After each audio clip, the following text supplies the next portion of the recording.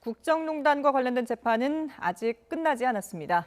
관련 소식 노동일 경희대 법학전문대학원 교수 그리고 손정혜 변호사와 함께 짚어보도록 하겠습니다. 두 분 안녕하십니까? 안녕하세요. 네. 자, 어제 파기환송 가능성은 높다 이런 전망들은 계속 나왔었는데 과연 이 박근혜 전 대통령과 최순실 씨 그리고 이재용 삼성 부회장 이 세 명의 사건 중에서 누구의 그 재판이 다시 이제 파기환송이 될 것이냐 이 부분이 상당히 관심이 높았는데 어제 대법원의 판결 예상을 하셨습니까? 세 건이 전부 파기환송됐지만 실질적으로 의미 있는 파기환송은 이재용 부회장 그렇죠. 건밖에 없죠. 그동안 이제 같은 사건이 다 똑같은 사건인데 이제 결국 엇갈렸던 부분 있지 않습니까? 네. 뇌물 액수, 그다음에 부정착탁 여부 이렇게 인정했던 그런데 결국은 이제 파장이 커지려면 네. 이재용 부회장 건이 이제 파기환송될 수밖에 없다 이렇게 생각했었는데 그런 점이 좀 예상했던 것 같습니다. 예. 예. 자, 먼저 이제 좀 하나씩 짚어보면 일단 박 전 대통령에 대해서는 절차상의 문제를 들어서 2심을 파기를 했거든요. 어떤 내용인 건가요? 그러니까 대통령이라는 공직자가 재임 기간 중에 뇌물을 받아서 처벌을 받았을 때는 공직선거법상 분리해서 선고해라. 왜냐하면 공직선거법과 관련해서 처벌을 받았을 때는 피선거권 제한과 연결이 될 수 있습니다. 네. 우리나라가 중임제는 아니기 때문에 대통령 재임 기간이 끝나고 나서 다른 선거에 나갈 일은 별로 없지만 어찌 됐든 우리 공직선거법은 분리해서 형을 각각 선고해라, 따로 선고해라고 규정되어 있는데 이 법에 위반돼서 같이 선고를 했기 때문에 절차 위반이다 이렇게 지적을 했던 것이고요.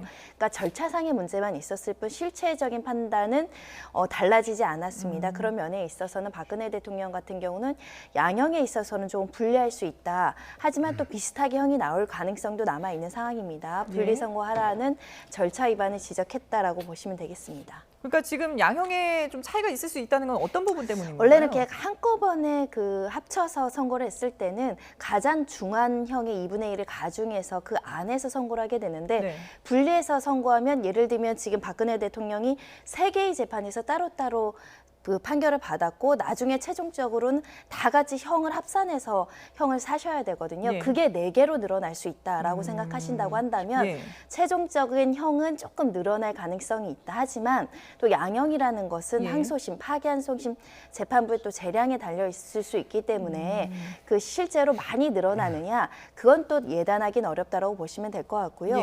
박 전 대통령도 크게 형량에 관심 없다. 몇 년형이 나오는 게 중요하지 않다라고 보고 있고 실제로 사면 이야기도 있고 가석방 이야기도 있기 때문에 몇 년 정도 늘어났다 줄어났다는 큰 차이는 없을 수 있다라고 생각합니다. 그렇군요. 근데 지금 또 강요죄 같은 경우는 일부 성립하지 않는다 이런 판결이 나왔거든요. 이 부분은 어떻게 해석을 해야 될까요? 이제 미르 재단, K스포츠 재단에 이제 돈을 내라고 기업들이 요구했다는 거 아니겠습니까? 그게 이제 뇌물 공여 플러스 이제 강요죄로 협의를 받았었는데 어제 대법원에 그렇습니다. 이것이 기업들이 그런 얘기 한다고 협박을 통해서 기업 겁먹을 상황은 아니다. 쉽게 얘기해서 그런 얘기죠. 그래서 이제 아무래도 이제 강요죄가 이제 인정되지 않았기 때문에 최 씨의 경우에도 어느 정도 조금 감형 가능성이 있지 않느냐 했는데 최순실 씨의 경우는 감형. 박근혜 전 대통령이 25년 받았지 않습니까? 거기에서 플러스 마이너스 알파가 큰 대세에 지장이 없는 것처럼 최 씨의 경우도 지금 징역 20년 받았지 않습니까? 경합범으로 해가지고. 그러니까 혹시 강요죄가 무죄가 되더라도 얼마 정도 그 차이가 한 2, 3년 이 차이가 있을지 몰라도 그것이 결국은 큰 차이가 없는 대세에 영향이 없는 그런 거라고 할 수 있는 거죠. 그렇군요. 큰 차이는 없더라도 어쨌든 이제 감형 가능성은 있는 그런 상황인 건데. 근데 지금 이 재판에 대해서 최순실 씨가 상당히 지금 불만을 표했다고 하거든요. 그러니까 이제 최순실 씨 측에서는 기본적으로 이런 국정농단 이것을 프레임으로 씌우는 것은 인정할 수 없다 그런 얘기죠. 형법에 국정농단죄라는 건 없으니까요. 여기에 기본적으로 이 전체를 가지고 무슨 예를 들어서 뇌물수수죄라든지 이런 걸 가지고 얘기했는데 결국 그것을 국정농단이라고 해가지고 굉장히 엄중한 처벌을 했다. 이런 점에서 좀 불만을 가지고 있는 것이고요. 그래서 어제 이경재 변호사도 결국 그런 점에서 불만을 얘기한 거죠. 기본적으로 그런 것들은 인정할 수 없다 하는 얘기인 거죠. 그렇군요. 근데 일부 언론 보도를 보면은 이 최순실 씨가 최근 논란이 되고 있는 조국 법무부 장관 후보자의 딸과 관련해서 자신의 딸을 비교해서 좀 얘기를 하는 그런 부분들이 있었거든요.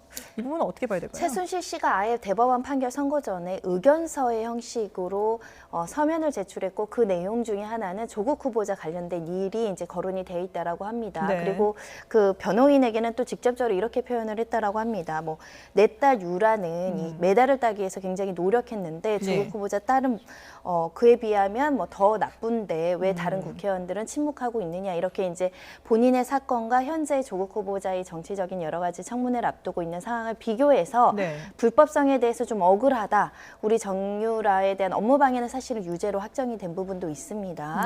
입시 불이익 문제에 대해서 여전히 본인들은 잘못이 없었고 정당하다라고 주장하는 인식하에서 조국 후보자에 대한 불법성을 질타하고 있는 것으로 보이는데, 근데 이것은 뭐 큰 틀에서 봤을 때 최순실 씨가 수사 단계부터 이 정치적인 수사이고 정치적인 판결이고 인정할 수 없고 억울하고 무고하다라는 주장을 했기 때문에 그 일련의 과정 속에서 나온 의견이라고 보입니다. 자, 반면에 이제 박 전 대통령 같은 경우에는 글쎄요, 형량이 뭐 늘어나든 줄어들든 그게 크게 차이가 없기 때문인지 별다른 반응을 보이지 않았다고 전해지고 있어요. 별다른 반응 보일 리가 없는 게 지금 기본적으로 형량 문제도 있지만 처음부터 이제 박근혜 대통령은 재판을 거부해 왔지 않습니까? 그렇죠. 재판을 거부해 왔고 이것은 순수한 법리 문제가 아니고 어떤 범죄 상황 문제가 아니고 정치 재판이다. 그래서 정치적 프레임을 가지고 지금 봐온 것이기 때문에 뭐 어제 형량이 뭐 늘어나고 줄어나고 또는 뭐 어떤 것이 무죄가 되고 유죄가 되고 이런 것은 별 관심이 있을 리가 없는 그런 상황이죠, 현재로서.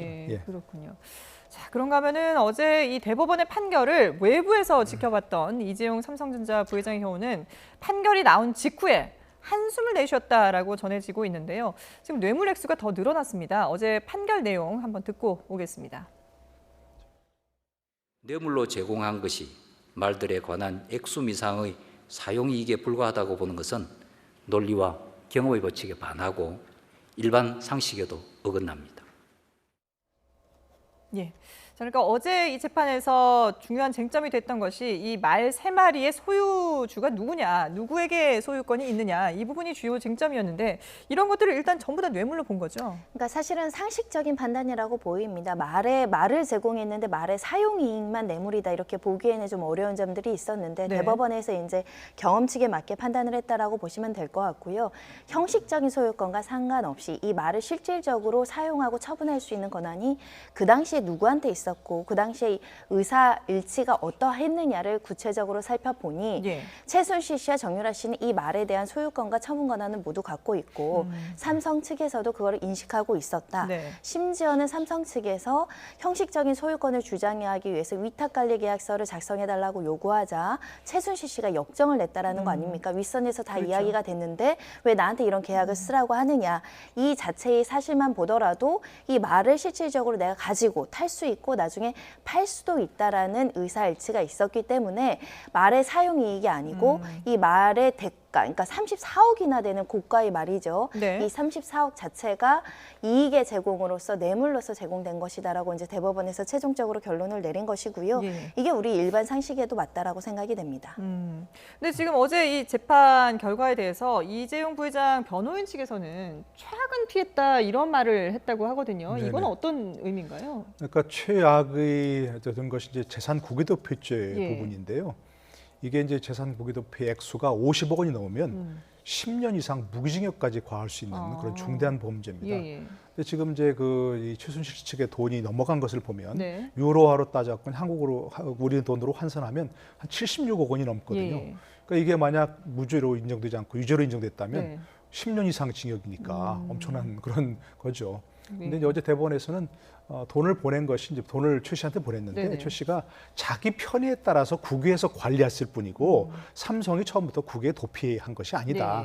이랬기 때문에 무죄가 됐습니다. 그러니까 삼성으로서는 일단 그게 만약에 이제 뭐 유죄로 인정됐다면 무기징역까지 가능한 그런 액수니까 일단 그런 점에서도 스스로 자위하는 부분이라고 할 수 있는 거죠. 지금 화면에 나오고 있습니다만 이재용 부회장의 그 선고와 관련해서 크게 이제 3가지로 정리해 볼 수가 있는데 이 중에서 재산 국외 도피는 무죄가 나왔기 때문에 최악은 피했다. 그러니까 3가지 모두 다 이제 유죄가 나올 경우가 최악으로 보고 있는 거죠. 그렇겠죠.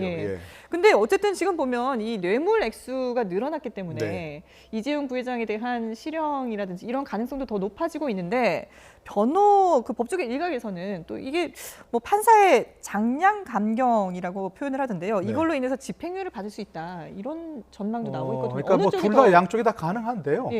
보통 지금까지 재벌 총수들에 대한 그 판결에 3호 정찰자라는 게 있지 않습니까? 징역 3년, 네, 집행유예 네. 5년이라고 드렸었는데 예. 2심에서 이전 6개월의 집행유예 사안이 나온 걸 보고서 약간 고개를 갸우뚱하긴 했어요. 근데 혹시라도 그것이 물론 이제 뭐 법리에 따른 엄격한 판단이라고 생각이 되지만 네. 이런 상황을 고려해서 파기환송될 수도 있어서 파기환송되면 좀 뇌물액수가 늘어나니까 그렇죠. 당연히 2심 현재 원심보다는 형량이 높아져야 되잖아요. 네네.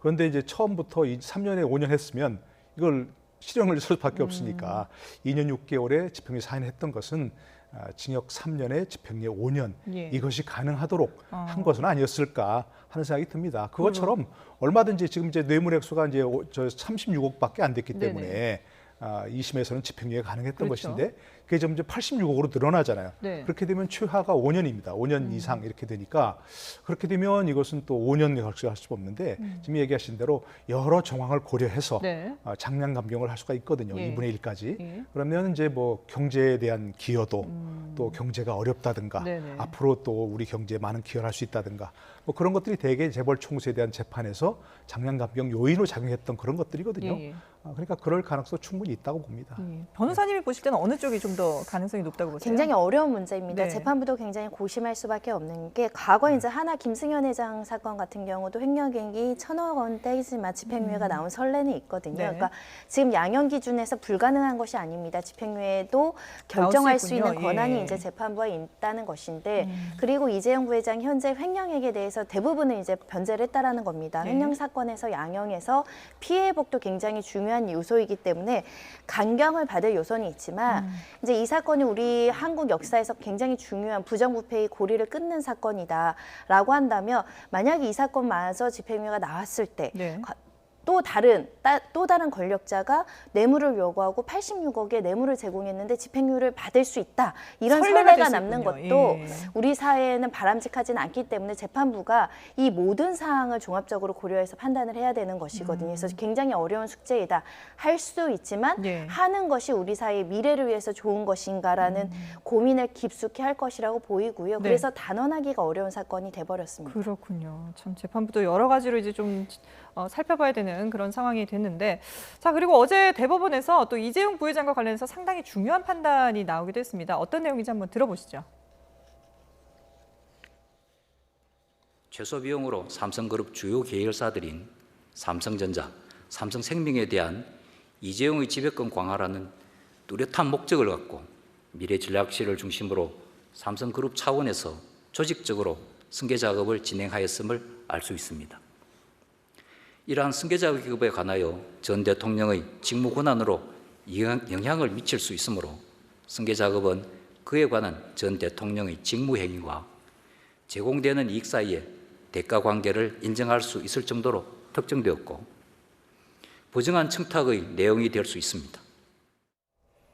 네, 어제 판결의 중요한 두 가지 쟁점 가운데 또 다른 하나죠. 이렇게 말세필의 소유권과 관련해서 또 하나 있었고, 그리고 하나가 이제 삼성 승계 작업에 청탁이 있었느냐, 부정한 청탁이 있었느냐의 여부인데 대법원이 청탁이 있었다라고 인정을 했기 때문에 지금 이 수사가 진행 중인 검찰의 삼성바이오의 고의 분식회계 의혹 수사에 대해서도 이재용 부회장이 상당히 좀 불리한 입장이 되지 않았나 싶어요. 네, 삼성 측에서 이제 영재 스포츠센터에 지원한 16억을 이제 제3자 뇌물로 인정할 네네. 것인가 하는 그런 부분이었거든요.